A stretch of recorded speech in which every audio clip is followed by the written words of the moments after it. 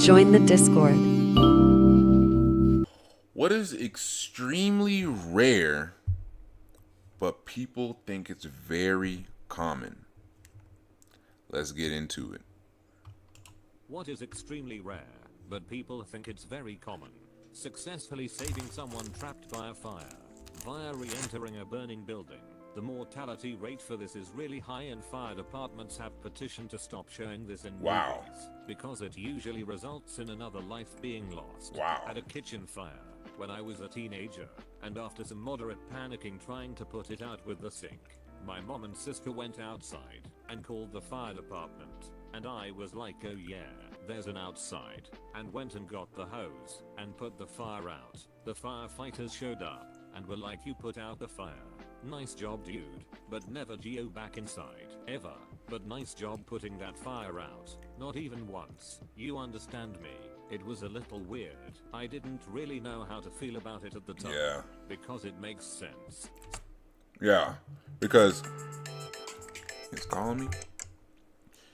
That makes sense. Because, bro, when you think about it, a fire is literally eating away at the building's integrity. So even if you don't get swallowed up by flames and burned to death in a horrible, horrible, slow tragedy, you could get crushed to death by the ceiling caving in or the entrance getting blocked, and then you could suffocate to death. Like, it's just so many factors. It's like, bro, just don't even do it, bro. That's not even worth it, gang. Safety being more important than damaged property, but in this particular instance I never felt like I was in danger. Beast. But, presumably, other people who went back into burning buildings also felt like they weren't gonna die, but they did. Burglary in the middle of the night. Burglary happens most often during the day. Wow. Really? So, wow. That's actually kind of interesting. I always assumed it was like, I never even questioned. It was like, oh yeah, because if someone catches you, they can't like get an eyewitness report because it's nighttime. And the eyewitness report could be called into question because the person saw it when they were most likely tired. I never even thought that, like, I never even thought to, like, think of that, but whatever. When nobody is home, no burglar wants to break in and try to sneak around your place while you're sleeping. His I biggest guess. concern is to evade detection. It makes more sense to work in the daytime. In all likelihood, that noise you heard outside was a car or a coon or your imagination. Go to sleep. That's exactly what a burglar Exactly. would say. Exactly. This person. People giving away drugs to kids at Halloween. Yeah, no one actually does that. Why would, like, if you even think about that, why would a person give away their drugs to, like, some random kids? It don't even make sense. And why would they put like razor blades in the stuff either? That's just like pointless domestic terrorism. And everybody that reports there's like poison, drugs, and like or blades in their candy, guess what? Once the police realize that it's these people in this area that are complaining about this candy, they're gonna be like, oh, so the suspect is in this area, in this neighborhood. And then they're just gonna start like narrowing down the list more until they find you. So why would anybody do that? It's not even smart. Why would they give away product they could sell? Exactly. My 12-year-old daughter told me that literally none of the kids in her grade will eat from the pizza place right by our house because the people making the pizza put weed in it. I don't think that's how weed works. But you got it. I figure 12 is old enough to learn that nobody is giving away weed. That ain't free. Where is this pizza place I should most certainly avoid? Because of the weed in the pizza. This past Halloween, one of my FB friends put up the scare share warning parents to make sure that people haven't given your kids ecstasy in their bags. Ain't no damn body going to give a kid a $20 trick or treat gift Facts. or use. You almost never see two guys walking across the street carrying a big pane of glass. I was on a college visit once, and I saw two guys walking holding a big pane of glass. I took a good look, because I know it will never happen again. Yeah, I've never seen that in my life other than movies. Like, that just seems so just prone to human error. It's not even funny. Like, if that was my pane of glass, I'd, smack them. Like, what are you doing, bruh? If you don't put this in a truck and export it elsewhere, why are you doing this? This is so needlessly and pointlessly, dangerous. Come on now. I once slipped on a banana peel. I took a moment to really absorb it, because I couldn't believe it had actually just happened. You didn't skateboard through it. You blew it. Dropping out of college and becoming a millionaire/billionaire. Most of those people drop out of Harvard, MIT, Oxford, Cambridge and others. They don't drop out of community college. No, facts. No, facts. But yeah, becoming a billionaire period is yo. And becoming a millionaire is very rare. And most of the developing technologies are developed to the point where you can't just come up off of it anymore. You gotta really work now. Every kind of social media service that you can think of has already been made. Every music outlet has already been made. Every service has already been made, reinvented, and then capitalized on, and then commodified. So it's nah, you really not about to this is very unrealistic nowadays. Survivors bias, and they don't drop out because they couldn't hack it.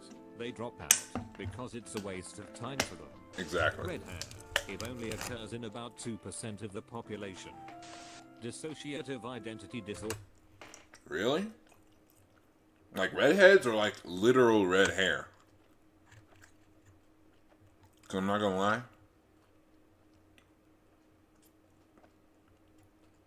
I've seen some redheads. Multiple personalities. Also, a severe misunderstanding of what it actually is. A potential mate who is successful, smart, funny, attractive, mental. I was waiting for this one. I already knew this was gonna be on here. Because that's for all the women out there. Stable, ready for commitment and single, and attracted to you. Yeah. Becoming a successful YouTuber, Mike Kawalker told me he was quitting his job to focus on his video gaming and streaming. I just wished him a hearty good luck. I'm actually surprised at how many people can make a living on YouTube. It is almost an alien concept for a person who grew up watching skateboard fails on Original It. Yeah. You can make a living, but thinking you're gonna get 10 mil, 100 mil, or 10 mil, 50 mil, or even 100 mil is bro, there is barely even a small handful of people that's gotten to 100 mil. There's some people that got to 50 mil, but you gotta realize, you gotta get these numbers in your head and realize how big they are, bro. Now, if you're smart, like me, you don't need all that. You just need a big enough client base or big enough subscriber base. Then you could start advertising to make money off of. Because YouTube's going to pay you some pennies. YouTube by itself is going to pay you some pennies. What you need is the brand deals, and what you need is the merch or something like that. And boy, once I get that, I'm going crazy. If you could somehow get this into the heads of the 3 million 12-year-olds trying to do Minecraft on YouTube spamming Yeah, you're not going nowhere by playing Minecraft on YouTube. Sorry, but that's just true. everywhere, you'd be a hero. Rent controlled apartments in New York City. Writing code that executes on first compile. 99 bugs in the code on my screen. 99 little bugs. Take one down. Figure it out. 130 little bugs in my code. Figure it out should be patch it around. Being able to make it as a musician or actor or many other creative jobs. Yeah. And by making it, I mean being able to earn some serious money or even just to make a living by just performing and not doing anything else. Most of the time, you will have to have multiple side projects that only roughly are related to actually performing. Yeah. Or so I've heard. If there are people with personal experience in these fields, I'd love to read your comments. Rappers, I have go a friend ahead. That's an amazing songwriter. He has written with and for many famous bands and artists, lots of people you've heard on the radio.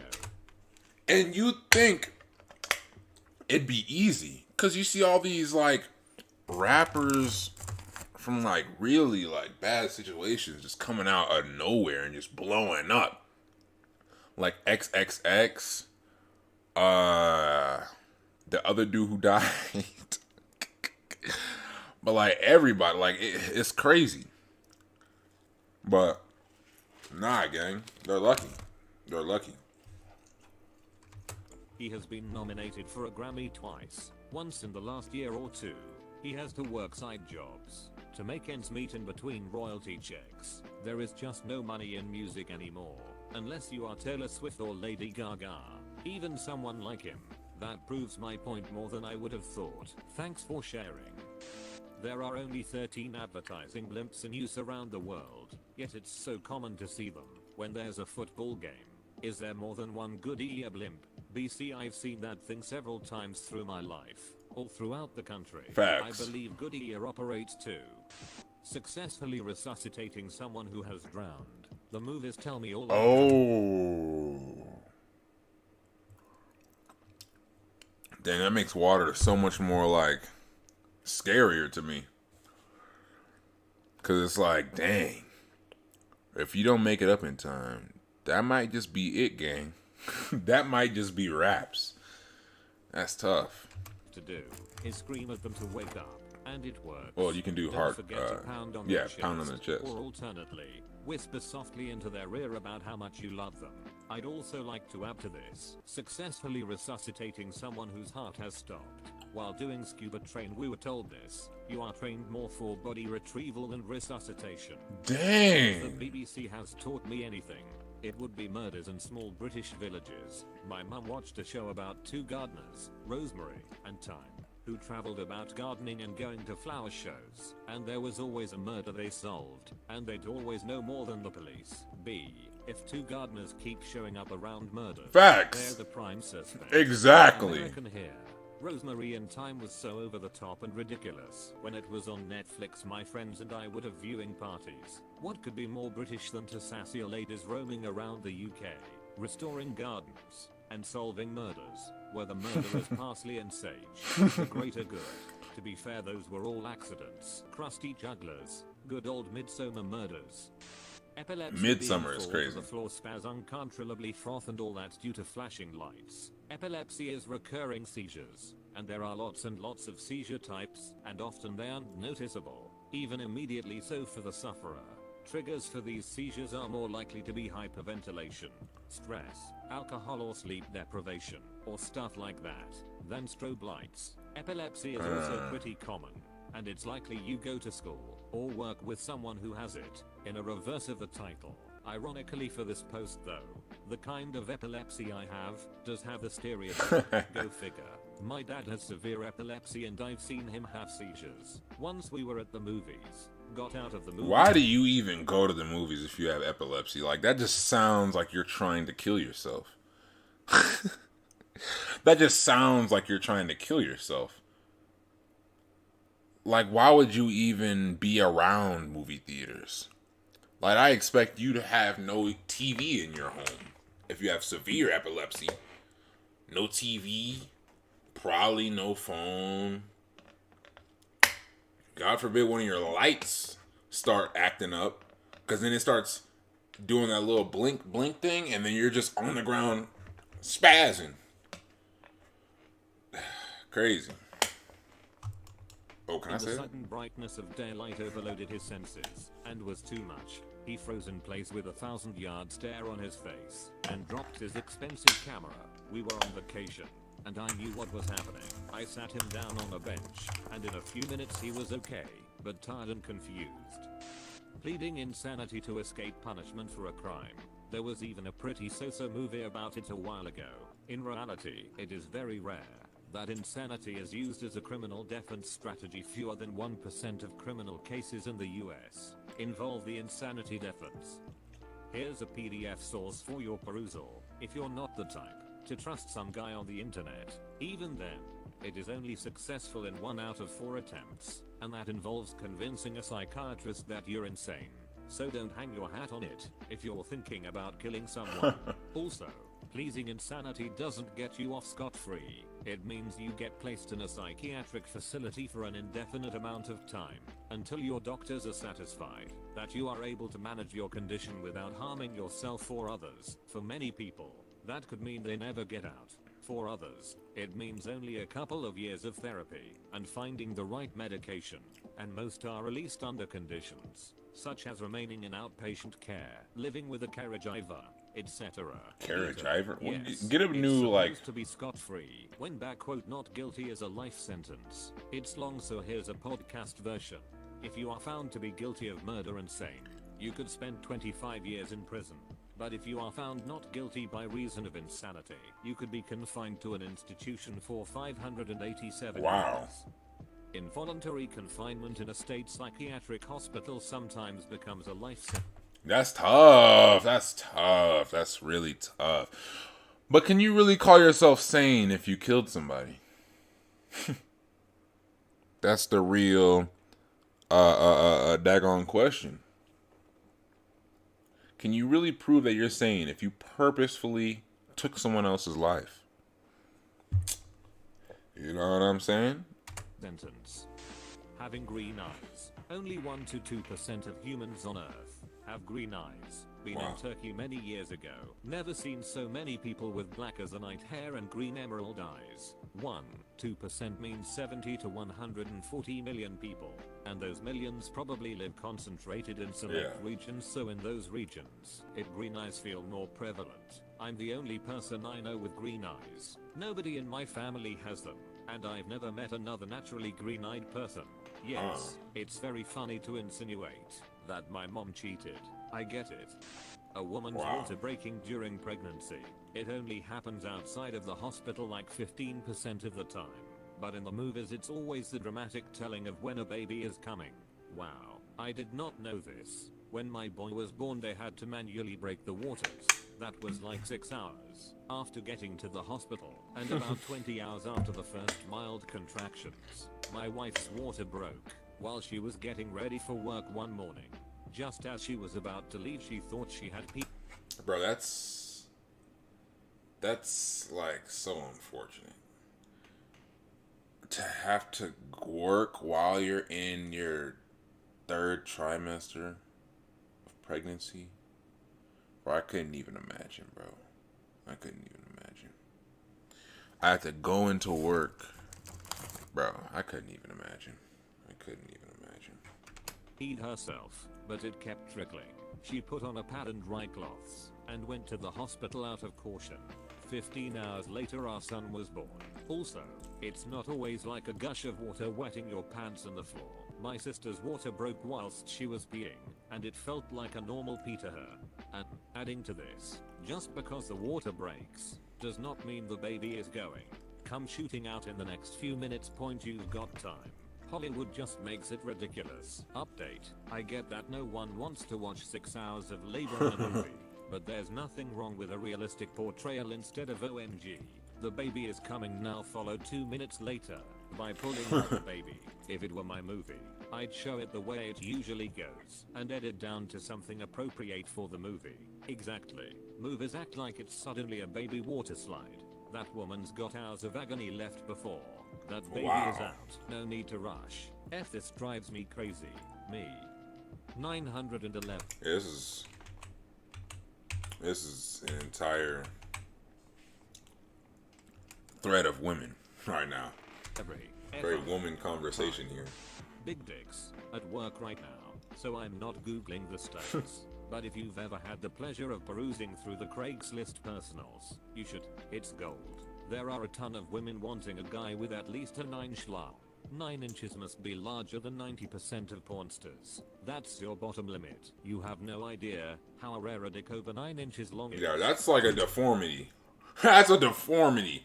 You know how long 9 inches is, bro? 9, bro.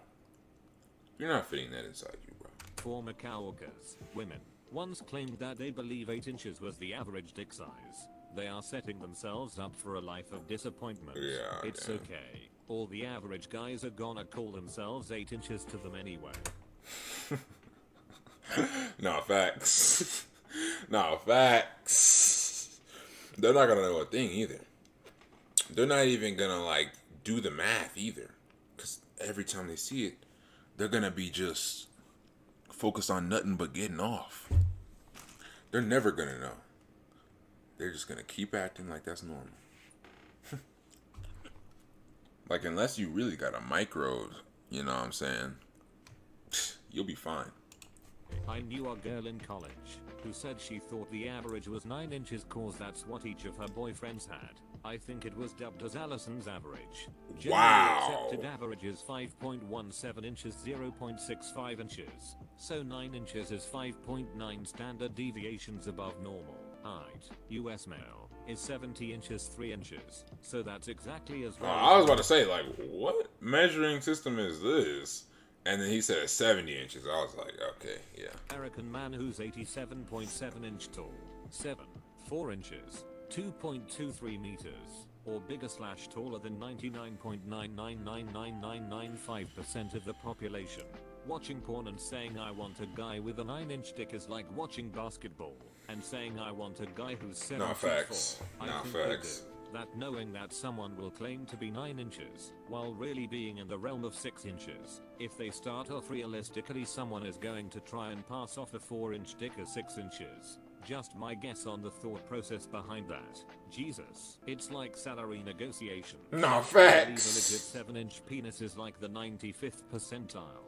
And usually anything over 6 just hits the cervix anyway, which I Yeah. heard is painful as F. Only about 1% of men have a penis larger than 8 inches, so this is correct. Here's the wiki on that. Reason Whoa. people think Y'all Reddit people are kind of strange. We done with this. Yo. and are hugely profitable. Hell, late last year in my city a woman won $1.2 million just on a VLT at a local bar. Great for her, but you know it lead to an increase in people burning through their paychecks on those machines. Yeah. The epitome of this logic for me was in 2015, when some genius came up with the idea of making the Powerball harder to win, because it would result in much larger jackpots. Granted, your odds became even more abysmal, but look at that giant number on the billboard and someone's got to win it right. And that was a Yeah. resounding success, if I remember correctly. Cow tipping. Everyone knows some kid who claims to have gone out into the countryside and pushed a cow over for a laugh. Know how many people have actually tipped a cow? Y'all haven't. Y'all haven't. There's no way, bro. You know how heavy a cat is, or a cow is? Bro, you gotta like dang near sweep half its legs, and then like that's a 2-3 person job, bro. Cause that cow is not just gonna go down on its own. You know how much does a cow weigh? Hold on. New window. How much does a cow weigh?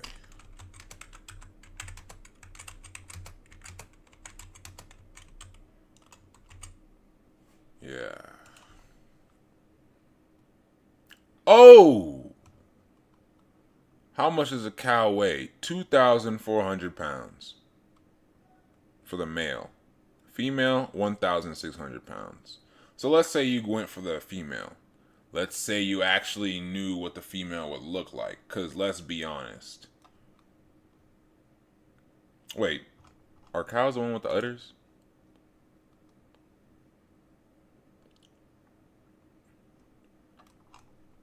Do male cows have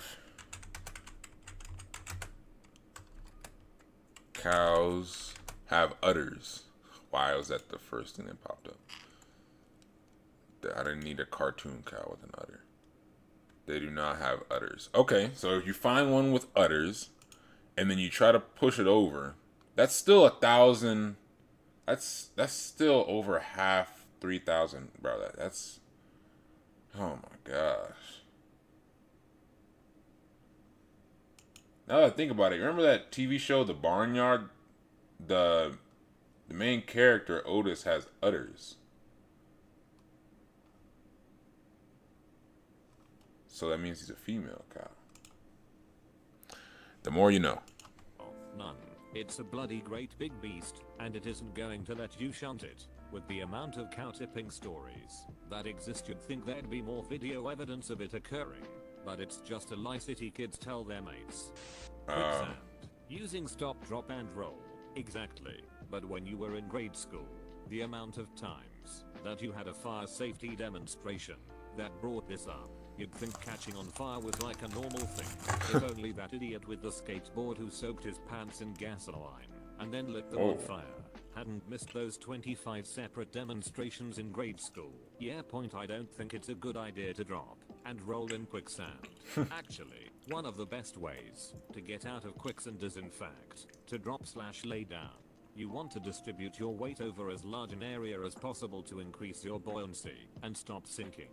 The rolling part is less optimal, though you want to stay face up during this process. Yeah.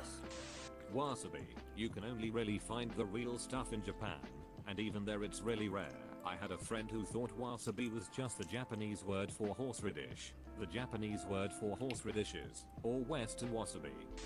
Shark attacks. I live in Perth, supposedly one of the shark attack capitals of the world. Sure, we see them occasionally, but actual attacks are very rare. I live in the other Perth and shark attacks are even rarer. Which other Perth? There are 9 places named Perth in America. There are 2 places named Perth in Australia. There is 1 place named Perth in South Africa. Oh my gosh. There is 1 place named Perth in Jamaica. There is 1 place named Perth in Guyana. There is 1 place named Perth in United Kingdom. Yeah, Perth is everywhere, bro. Perth is like Springfield, but for the whole world. Being in an airplane crash, it's 1 in a million. But out of people I know, are still more scared to travel on a... Yeah, this is the dumbest thing I've ever seen. Once I saw this metric and really looked into airplane crashes, I was never scared to go on an airplane ever again, bro. Ever again. At first, I was like, nah, airplane crashes is brutal. Then I had to get on an airplane. And so before I got on the plane, I looked up the metrics for like airplane crashes. Bro, I was like, this ain't nothing. This ain't nothing. I've spent, I don't know how much time, bro.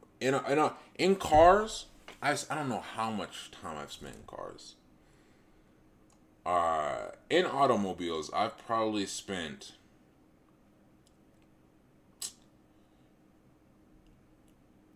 in my entire life, I have no idea. It at least has to be like 6 months. Actually, no, it could be a year. An entire year of, if like every second I've been in a car was just recorded.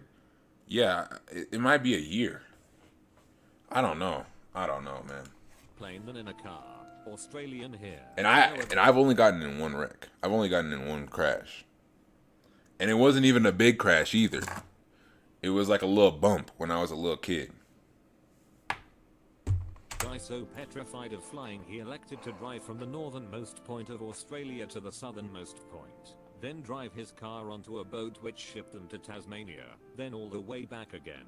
All told, this was about a 10,000 kilometer trip. They had other stops up the east coast. I'm not an expert, but I figure weighing up the 10,000 kilometers through outback Australia combined with major city CBDs on the way to the destination and the risk of death or serious injury, I can only imagine would be much higher than just flying for a few hours. Wow, I'd say death of boredom is greatly increased as I used to make the trip from Victoria to Queensland by car every year. Okay, we don't need to hear your return personal of stories. Spontaneous circulation after CPR. I believe the actual success rate is 3%, and those people are very likely to have brain damage. Media would have Yeah,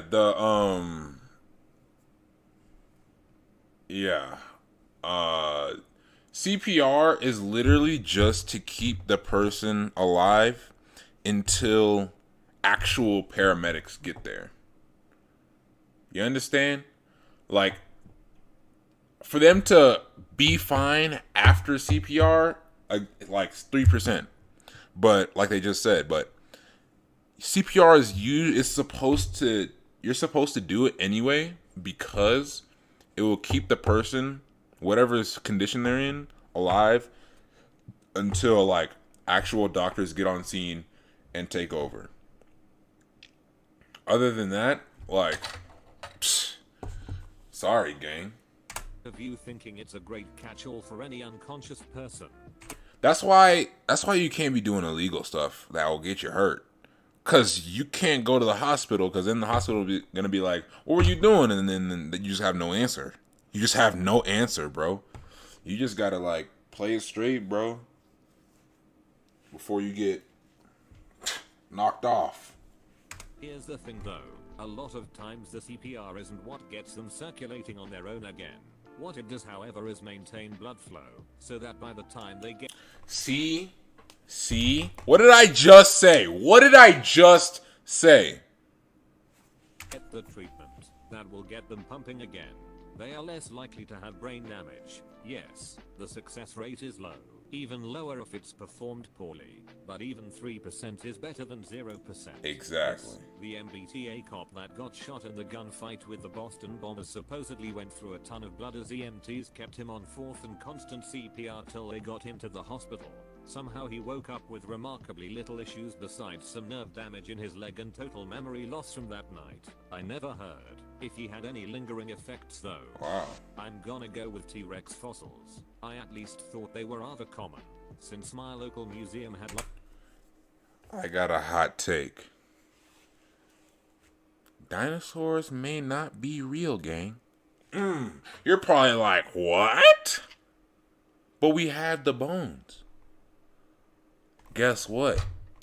Who is finding those bones? I don't remember any time when some random everyday Joe just randomly came across bones in their backyard. You could probably find it online somewhere. But I have never heard of anybody like that. You've never heard of anybody like that. They might not be real. They might just be dragons. Where did I come up with that? I don't know. I'm just talking. like 3. There are something like only 4 dozen ever found in the world, and only about 12 skulls. Interesting. It always seemed like there was a good amount discovered. Well, I mean, on an archaeological level, a dozen complete skeletons is quite a lot. Amusement ride incidents. You are more safe on the ride than driving to the park itself. The vast majority of incidents that occur are because of rider misconduct. Follow the rules, trust the operators, and you'll be fine. Based on movies, I'd say architects. Every professional worker in movies is an architect who goes to work every day with rolled up drawings hoping they are ready for the big presentation that will make or break their career. If the movies were real, about 30% of my friends and relatives would work for local cable news. That's because it's considered the perfect job, especially for men. You are creative like an artist, you actually make things like a craftsman, and you are well educated, at least in a lot of people's minds. Even among architects, the ones who get to design cool looking iconic buildings like Daniel Libeskind or Frank Gehry are pretty rare. The female version of this is journalist at a magazine or art gallery curator. Ah yes, she'll walk up behind you while you're staring at a piece and comment on how this painting means something while not making any eye contact with you. If you manage to offer your own correct interpretation of the painting, That means you've found true love. Found Ted Mosby. Ted Mosby. Sex architect. Wow. Autistic people What? being geniuses or savants. I work as a behavior therapist for autistic children. Yeah, I'm not gonna lie. They just like the rest of us, just, you know, a little socially awkward, a little more socially awkward than the rest of us, you know. Ain't nothing special about them. Let's be honest. That's just Hollywood. That's just Hollywood. There's special ed for sure. Special ed for sure. But geniuses, savants, come on.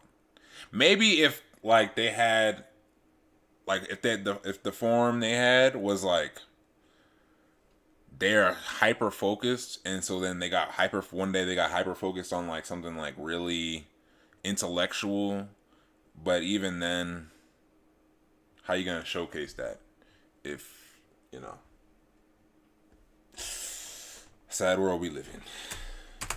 Many people seem to think that autism means a child is only socially awkward, but incredibly book smart. The huge majority of the clients I work with are far behind in cognitive development, Dang. which leads to them being far behind in education and related areas like reading and basic math. In high school, we took a group of autistic children to the movies as chaperones. Great kids. But the one I was hanging out with could do almost nothing school related, but could name every different form of Kirby, which episode and games each version appears in, as well as enemies. Pretty impressive. But he could only focus on / remember one thing, Kirby. I guess for the average person though, without personal experience through work, or in their family, they are only going to encounter people with autism who function well enough. Yeah. It's like a social Okay, we with got a it. mask and a knife every Halloween night. How would he have the time to kill that many teenagers? Can confirm it is rare. It only ever happened to me once. Huh? The whiffy in the afterlife. The fit guy laughing at the fat newbie at the gym. When I was fat getting into shape, I got nothing but positive reinforcement from these guys to never give up and keep going. My fat friends were paranoid people and assumed people were laughing at them. In reality, gym goers were just being social and laughing about their conversations. Yeah. From my experience, That's crazy how your mind could just be like messing you up, bruh. This dude was looking like the Michelin Man. Went to gym, thought everybody was like, you know, teasing him, making fun of him. But in reality, they were just having a conversation. They were just having a nice little convo. Like, they was not worried about you, gang. Not at all. They was not looking at you. And that's what you gotta remember, bruh. Not everything's about you, bruh. Some people might just be doing their own thing, bruh. You gotta keep that in mind. at the gym. Usually people don't really give a shit what you're doing, or what your body type is, unless you're either being a dick, or being dumb. I don't give a shit if you're fat, thin, tall, or short. Just re-rack your weights, and don't sit texting on a machine you are done using, and you're now tied with everyone else for my favorite person in the gym. Laughing at a fat person at a gym is like laughing at an injured person at a hospital. Nah, So for I should say real. the hospital. Noted. People poisoning or putting razors in candy. Yeah, I already were a debunked labor that of one. love. It's a big American mythos that most successful businesses were a labor of love built after work with nothing but sweat and determination. Most businesses, I can guarantee, I'm gonna predict this, that it's gonna say that, right? I'm gonna predict this. Most businesses were probably started at the very, very beginning as a labor of love.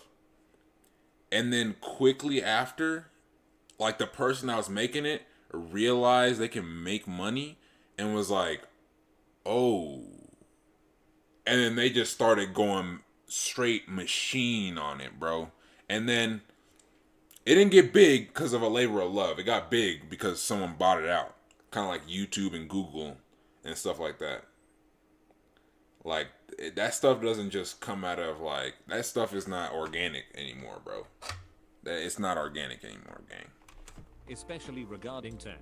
In reality, most were made in an office setting and simply had a better marketing strategy compared to their peers. Also, don't underestimate the ability to acquire startup capital. Nah, facts, bro.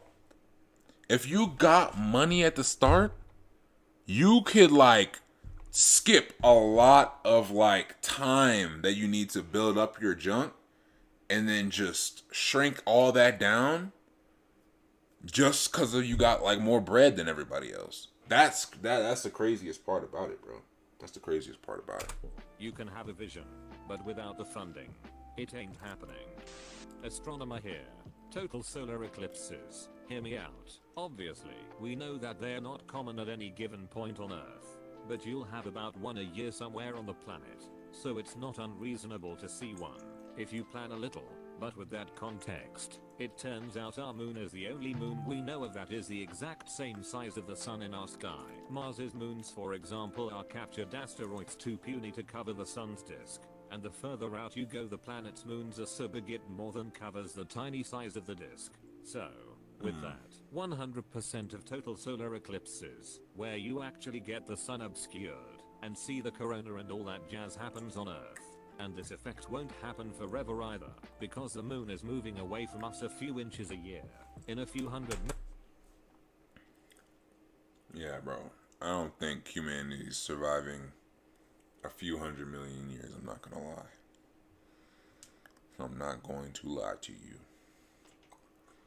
I don't think we're making it that long. Too many idiots. Too much money. Too much corruption. I don't think we're making it that long. We got nukes now. Our days are numbered. Million years no one will see total solar eclipses anymore. My dream is that one day, Earth will be a galactic tourist hotspot. Because of this, I'm fairly certain. Yeah, I'm tired of these conspiracy theories. Alright, well, you heard him. Subscribe. Subscribe right now.